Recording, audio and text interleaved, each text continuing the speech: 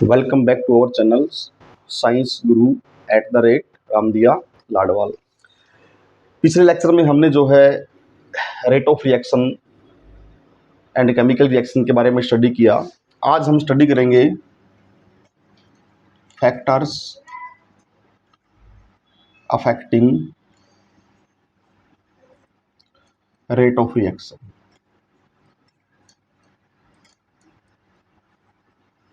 यानी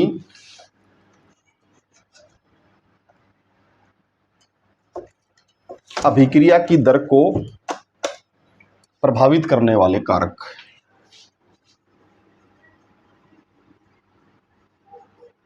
अभिक्रिया की दर को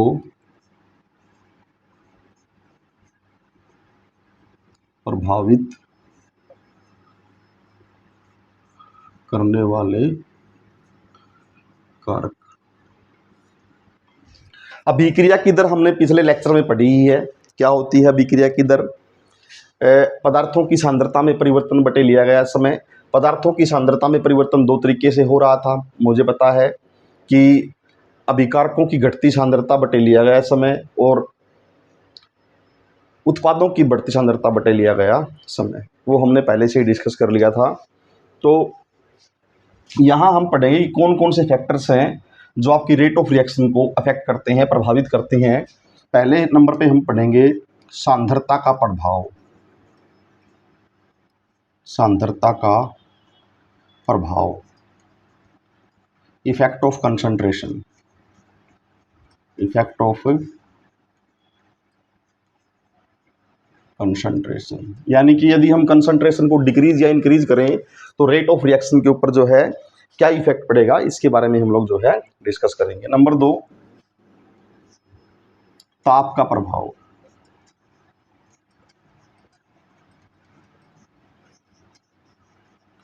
इफेक्ट ऑफ टेम्परेचर,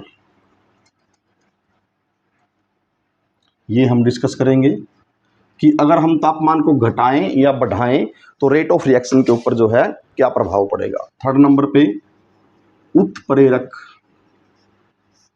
का प्रभाव, यानी कि इफेक्ट ऑफ कैटलिस्ट।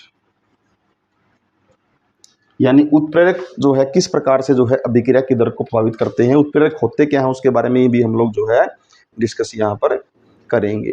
और फोर्थ नंबर पे हम पढ़ेंगे इफेक्ट ऑफ लाइट।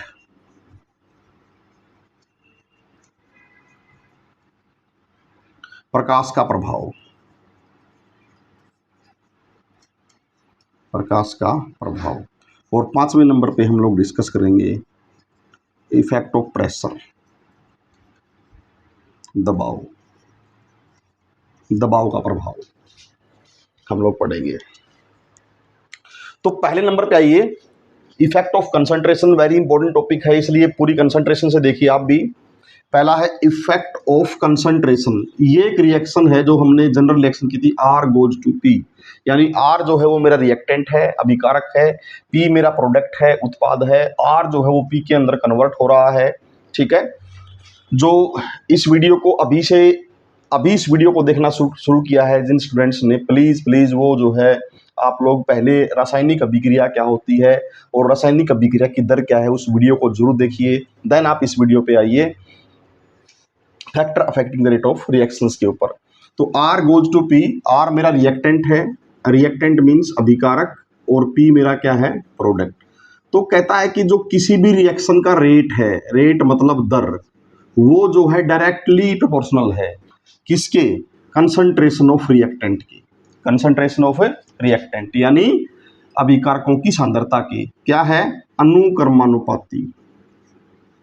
अनुक्रमानुपाती। अनुक्रमानुपाती का मतलब इंग्लिश में है डायरेक्टली प्रोपोर्शनल। डायरेक्टली प्रोपोर्शनल यानी कि अगर मैं कंसंट्रेशन ऑफ R बढ़ाऊं तो मेरा रेट भी जो है बढ़ जाएगा। यानी कि मैं R गोज टू P हो रहा है, तो अगर मैं R की कंसंट्रेशन को यहां बढ़ा दूंगा तो रेट दर जो है यानी P बनने की जो स्पीड है वो बढ़ जाएगी मेरी। और हमें ये पता है कि जैसे जैसे स्पीड जो है, जैसे जैसे जो है टाइम आगे बढ़ेगा, मान लो मैं कंसंट्रेशन को किसी तरह की चेंजिंग नहीं कर रहा हूँ, शुरुआत में जो मैंने आर लिया है मेरे पास वही है, और आर जो है धीरे धीरे पी में कन्वर्ट हो रहा है, तो विद इन टाइम, समय के साथ आर क्या हो रहा है, डिक्रीज, क्योंकि आर कन्वर्ट हो रहा है किसमें, पी में, तो with in time rate of reaction भी क्या होगा आपका, डिक्रीज होगा। तो समय के साथ साथ जैसे जैसे रिएक्शन आगे बढ़ेगी, किसी भी रिएक्शन की स्पीड जो है वो कम होती रहेगी, क्योंकि रिएक्टेंट की कंसंट्रेशन कंटिन्यूसली क्या हो रही है, डिक्रीज हो रही है। अब एक क्वेश्चन आपके यहाँ से एक मैं पुट करता हूँ, सुनिए उसको, क्या है वो, कि किसी रिएक्शन में आर को R/2 होने में 20 सेकंड का समय लगा, तो उसको R/2 से R/4 होने में कितना समय लगेगा, how many time consume that. किसी रिएक्टेंट को R से R/2 होने में 20 सेकंड लगे, तो उसको R/4 होने में कितना समय कंज्यूम होगा, कितना समय लगेगा। तो सोचिए, दिमाग लगाइए और इस मैथमेटिकल टर्म का इस्तेमाल कीजिए कि दर जो है वो डायरेक्टली प्रोपोर्शनल है कंसंट्रेशन ऑफ रिएक्टेंट के। देखिए, किसी रिएक्टेंट को आधा होने में समय लगा 20 सेकंड, हाफ होने में, क्योंकि R/2 का मतलब है R का हाफ, आधा होने में। जब R से R/2 होगा तो रिएक्शन का रेट भी क्या हो जाएगा, हाफ हो जाएगा, आधा हो जाएगा। तो अब R/2 से R/4 होने में और आधा होने में कितना समय लगेगा, 40 सेकंड लगेंगे, 40 सेकंड आपके जो है वहां पर जो है कंज्यूम होंगे, क्योंकि R की कंसंट्रेशन जो है आपकी, वो जब डिक्रीज होगी तो आपका जो है रिएक्शन का रेट भी जो है वो क्या हो जाएगा, डिक्रीज हो जाएगा, रिएक्शन का रेट भी जो है वो कम हो जाएगा। इसीलिए जो है अब जो टाइम कंज्यूम होगा आप हाफ होने में, वो दुगना टाइम कंज्यूम होगा, दैट इज 40 सेकेंड। तो ये है भाई कंसंट्रेशन का प्रभाव, यानी इफेक्ट ऑफ कंसंट्रेशन। मैंने कहा कि R directly proportional, rate directly proportional R, यानी जो मेरी रेट ऑफ रिएक्शन है, दर है जो, वो आपकी जो है आर के क्या है, अनुक्रमानुपाती है, साथ साथ बढ़ने वाली है, साथ साथ घटने वाली है। आर बढ़ेगा तो रेट बढ़ेगी, आर घटेगा तो रेट भी आपका जो है कम हो जाएगा। तो ये पहला फैक्टर था। सेकंड फैक्टर पे आइए। सेकंड फैक्टर है effect of temperature. Effect of temperature यानी ताप का प्रभाव, ताप का प्रभाव। देखिए, मैं आपको एक बात बताता हूं बेसिक, उसको आप हमेशा जो है याद रखिए। मान लो ये मेरे पास एक कंटेनर है और उसमें ये रिएक्टेंट है। कोई भी रिएक्शन जब पूरी होती है तो वो होती है कोलिजन से। कोलिजन मतलब टकराव। जब रिएक्टेंट आपस में टकराएंगे, टकराने से उनकी एनर्जी एक दूसरे में कन्वर्ट होगी और वो ब्रेक डाउन होंगे, तो आपके प्रोडक्ट बनेंगे। यानी कोलिजन से जो है आपकी रिएक्शन होती है। आप ये बात अपने दिमाग में रखिए पहले। अब यहां पर टेम्परेचर है मान लो 100 डिग्री सेल्सियस, और 100 डिग्री सेल्सियस पे आपके जो कोलिजन हो रहे हैं वो हो रहे हैं 100 कोलिजन पर मिनट, यानी 1 मिनट में 100 कोलिजन हो रहे हैं, तब आपकी केमिकल रिएक्शन हो रही है। टेम्परेचर मैंने इंक्रीज कर दिया 150 डिग्री सेल्सियस, अब कोलिजन होंगे 150 पर मिनट, यानी अब कोलिजन आपके जो है 150 हो जाएंगे प्रति मिनट। मैंने कहा था कोलिजन से केमिकल रिएक्शन होती है। अगर कोलिजन बढ़ जाएंगे तो आपका रेट ऑफ रिएक्शन भी क्या हो जाएगा, इंक्रीज हो जाएगा, बढ़ जाएगा। केमिकल रिएक्शन का जो रेट है वो भी आपका जो है क्या हो जाएगा, इंक्रीज हो जाएगा। अब इंक्रीज क्यों होगा, क्योंकि टेम्परेचर बढ़ने से जो रिएक्टेंट के मॉलिक्यूल हैं उनकी काइनेटिक एनर्जी बढ़ जाएगी। काइनेटिक एनर्जी का मतलब गतिज ऊर्जा, उनकी गतिज ऊर्जा बढ़ जाएगी। जब उनकी गतिज ऊर्जा बढ़ेगी तो वो तेजी से जो है चलेंगे, तेजी से स्पीड अप हो जाएंगे, और स्पीड अप होने से अधिक टकराव होगा, अधिक कोलिजन होगा, और आपकी रेट ऑफ रिएक्शन भी क्या हो जाएगी, बढ़ जाएगी। तो हम लोग ये कहेंगे कि जनरल रिएक्शन का अगर ग्राफ देखें, मान लो ये आपका ताप है और ये आपकी दर है, यानी ये टेम्परेचर है और ये आपका रेट है। तो सिंपल रिएक्शन, जो एक सिंपल सी रिएक्शन है, साधारण रिएक्शन है वो ऐसे जो है उनका ग्राफ चलेगा भाई, जैसे जैसे टेम्परेचर बढ़ेगा वैसे वैसे रेट भी क्या होता रहेगा, बढ़ता रहेगा। लेकिन कुछ रिएक्शन होती है एक्सप्लोजिव, विस्फोटक अभिक्रियाएं, जैसे नाभिकीय विखंडन, नाभिकीय संलयन, कुछ एक्सप्लोजिव रिएक्शन होती हैं, विस्फोटक अभिक्रियाएं होती हैं। उनमें टेम्परेचर और रेट कैसे होगा, जैसे ही एक निश्चित टेम्परेचर पे पूछेंगी, जैसे एक निश्चित तापमान पर रिएक्टेंट पूछेंगे, उनमें एकदम से काफी अधिक कोलिजन होंगे, बहुत तेज कोलिजन होंगे और रिएक्शन का रेट एकदम से शार्पली क्या हो जाएगा, इंक्रीज हो जाएगा। रिएक्शन का रेट जो है एकदम से क्या हो जाएगा, बढ़ना शुरू कर देगा। तो ये टेम्परेचर बढ़ने के साथ साथ आपकी रेट बढ़ रही है धीरे धीरे, लेकिन ये एक्सप्लोजिव रिएक्शन है, कुछ विस्फोटक अभिक्रियाएं होती हैं। जैसे आपके टीएनटी, ट्राई नाइट्रोग्लिसरीन एक विस्फोटक पदार्थ है, उसमें होने वाली अभिक्रिया है, या आपके नाभिकीय विखंडन, नाभिकीय संलयन के परमाणु बम और हाइड्रोजन बम बनते हैं, उनमें होने वाली अभिक्रियाएं हैं, वो एक निश्चित तापमान के ऊपर आते ही जो है एक्सप्लोजिव रिएक्शन शो करेंगी, उनकी रेट जो है काफी तेजी से जो है बढ़ जाएगा।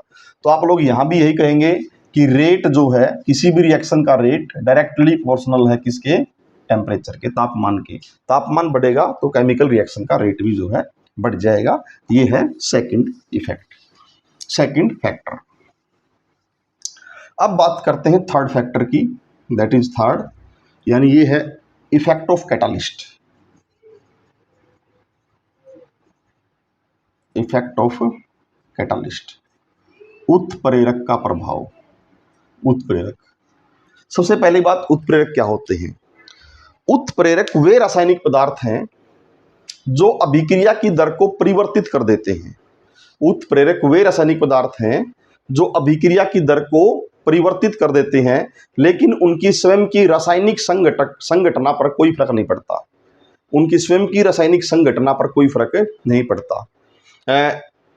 Catalysts are the chemical substance which change the rate of a chemical reaction without effect of own chemical constituents।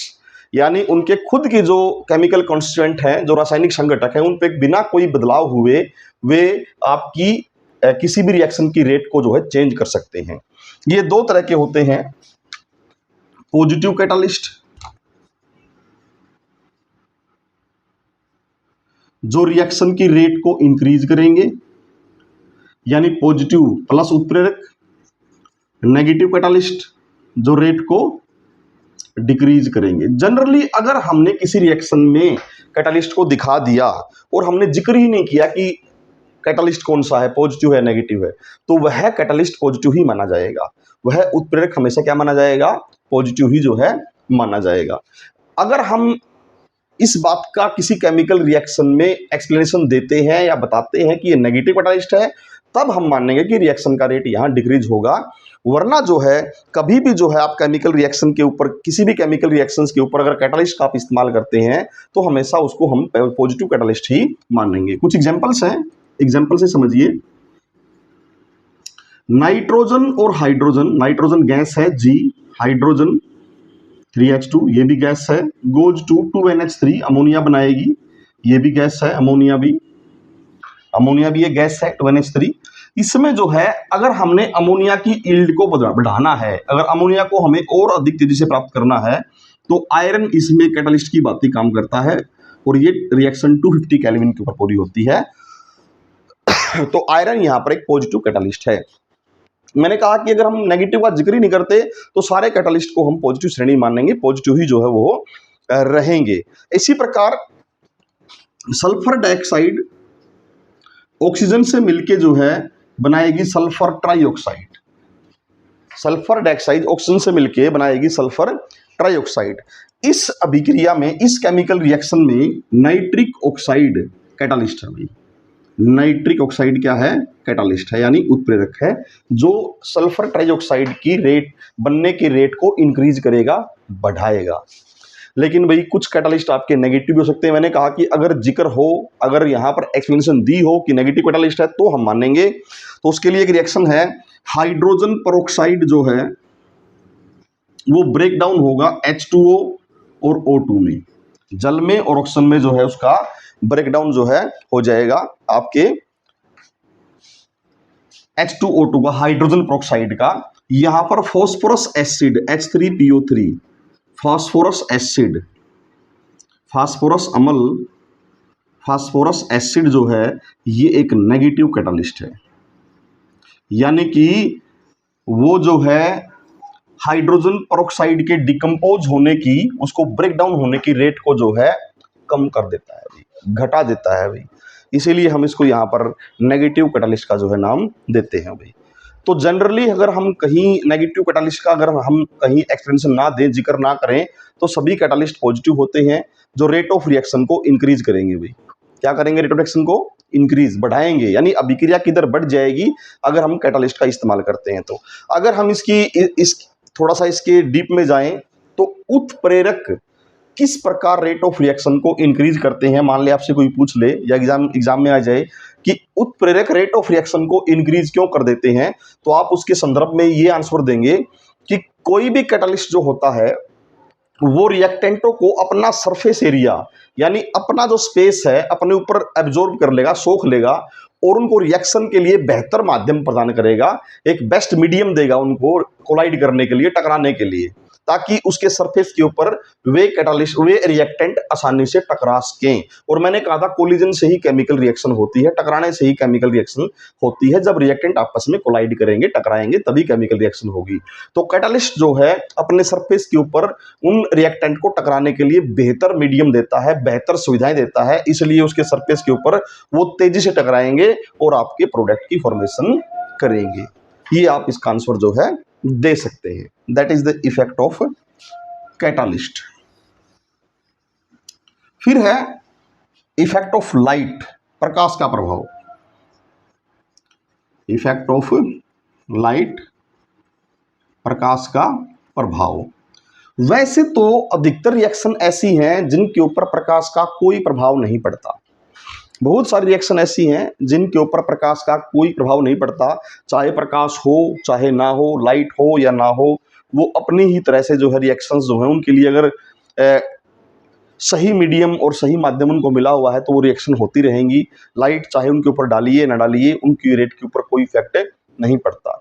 लेकिन कुछ केमिकल रिएक्शन ऐसी भी हैं जो बिना लाइट के इफेक्ट में कभी हो ही नहीं सकती, बिना प्रकाश की अनुपस्थिति में वो रिएक्शन कभी हो ही नहीं सकती। ऐसी रिएक्शंस के भी कुछ एग्जांपल हैं, जैसे हाइड्रोजन प्लस क्लोरीन तब तक HCl नहीं बनाएंगे तब तक इनको सनलाइट नहीं मिलेगी। HNu का मतलब सूर्य का प्रकाश, लाइट। और सबसे इंपॉर्टेंट तो आप लोग जानते हैं प्रकाश संश्लेषण। क्लोरोफिल के अंदर होता है आपका, क्लोरोफिल में in the presence of sunlight, और आपका ग्लूकोज बनता है, ग्लूकोज और ऑक्सीजन बनती है। तो ये रिएक्शन तब तक नहीं हो सकती तब तक सनलाइट की प्रेजेंस ना हो, जब तक सूर्य का प्रकाश ना हो तब तक रिएक्शन नहीं पूरी होगी ये। तो वैसे तो लाइट का इफेक्ट केमिकल रिएक्शंस के ऊपर जो है ज़्यादातर इफेक्ट नहीं डालता, लेकिन बहुत सारी केमिकल रिएक्शंस ऐसी भी हैं जो लाइट के प्रभाव के बिना कभी हो ही नहीं सकती। तो लाइट का इफेक्ट पड़ता जरूर है, लेकिन किसी पार्टिकुलर रिएक्शंस पे ही उसका प्रभाव पड़ता है। ऐसे सभी रिएक्शंस के ऊपर लाइट का इफेक्ट जो है नहीं पड़ता। फिर है effect of pressure. Effect of pressure यानी दबाव का प्रभाव क्या होगा, आइए समझते हैं। ये कंटेनर है, ये मेरे रिएक्टेंट मॉलिक्यूल है, और यहाँ पिस्टन लगा हुआ है, पिस्टन, और यहाँ से हम इसके ऊपर प्रेशर जो है इंक्रीज कर सकते हैं। मान लीजिए इस पिस्टन को दबा के मैं यहाँ ले आया, ये मॉलिक्यूल नीचे आ गए मेरे, अब ऊपर वाले जो मॉलिक्यूल थे यहाँ, वो यहाँ आ गए। अब जब पिस्टन को मैं यहाँ से यहाँ लेके आया तो जो रिएक्टिंग मॉलिक्यूल हैं वो अधिक कोलाइड करेंगे, अधिक टकराएंगे, और कोलिजन से ही केमिकल रिएक्शंस जो है वो पूरी होती है। अधिक टकराएंगे, अधिक टकराने से कोलिजन बढ़ेगा, कोलिजन बढ़ने से रेट आपका क्या होगा, इंक्रीज होगा, बढ़ेगा रेट आपका। लेकिन यदि इस पिस्टन को मैं यहां से उठा के यहां ले आऊं तो ये मॉलिक्यूल बहुत ही कम स्पेस में आ जाएंगे, ऐसे बहुत ही कम स्पेस में आ जाएंगे, प्रेशर अधिक बढ़ जाएगा। तो अब इनको वो काइनेटिक एनर्जी मिलेगी ही नहीं जिससे वो टकराएं और प्रोडक्ट में कन्वर्ट हो पाएं, क्योंकि एक विशेष प्रकार की स्पीड भी होनी चाहिए, एक कम से कम स्पीड भी होनी चाहिए, जिसको हम इंग्लिश में कहते हैं थ्रेशोल्ड एनर्जी। थ्रेशोल्ड एनर्जी, एक यांत्रिक ऊर्जा भी उनके अंदर होनी चाहिए कि भाई जिस स्पीड से टकराएं और प्रोडक्ट में कन्वर्ट हो जाएं। अब अगर हम प्रेशर यहां तक लेके आए तब तक तो उनको जो है कोलिजन में सहायता मिली, थ्रेशोल्ड एनर्जी भी बढ़ गई, नियर अबाउट आए, नजदीक आए। लेकिन जैसे ही हम प्रेशर को और बढ़ाएंगे तो वो इतने नजदीक आ जाएंगे कि थ्रेशोल्ड एनर्जी कम हो जाएगी, उनके टकराने से प्रोडक्ट बनेगा ही नहीं। तो शुरुआत में हम प्रेशर को जब इंक्रीज करते हैं तो रेट आपका इंक्रीज कर सकता है, बढ़ सकता है रेट आपका। लेकिन यदि और अधिक हम प्रेशर डालें तो वह जो है कि आपकी केमिकल रिएक्शन के रेट पे जो है विपरीत प्रभाव डाल सकता है, यानी आपकी रेट को जो है डिक्रीज कर सकता है। पहले तो आप प्रेशर बढ़ाओगे तो रेट इंक्रीज करेगा क्योंकि कोलिजन में सहायता मिलेगी। अगर आप और अधिक प्रेशर डालोगे तो जो है थ्रेशोल्ड एनर्जी तक नहीं पहुंच पाएंगे रिएक्टिंग मॉलिक्यूल आपके, और टकराने से जो है आपके प्रोडक्ट नहीं बन पाएंगे।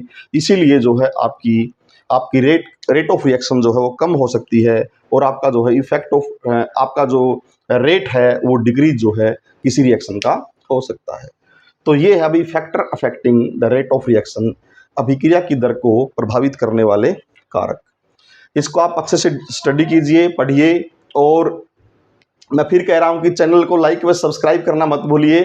चैनल का नाम आपको जो है यहाँ नीचे दिखाई दे ही रहा होगा, या ऊपर जो है वीडियो के कॉर्नर में जो आपको दिखाई दे रहा होगा, साइंस गुरु @रामदिया लाडवाल। चैनल को लाइक व सब्सक्राइब करें, बेल आइकन दबा दें ताकि जो है समय समय पर आपको इसी प्रकार के जो है नॉलेजफुल वीडियो जो है मिलते रहें। Thank you.